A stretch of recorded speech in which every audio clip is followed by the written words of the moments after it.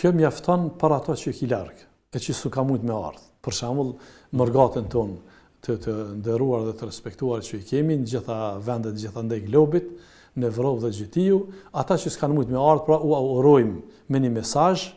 që i kemi pak më larg, për ndryshe të afërmit gjithsesi dhe i thrasëm në mënyrë të drejtë për drejtë, por kjo nuk mjafton për farefis, nuk mjafton për prind, nuk mjafton për vëllezër, nuk mjafton për axhallar, djem të axhallarëve,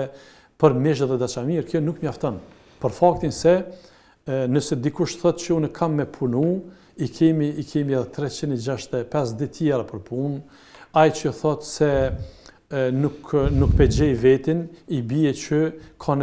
nevojë do thotë me u përmisu dhe ka nevojë më marrë me vetveten, sepse kjo është ditë feste, është ditë siç thamë adhurimi, po është ditë relaksi.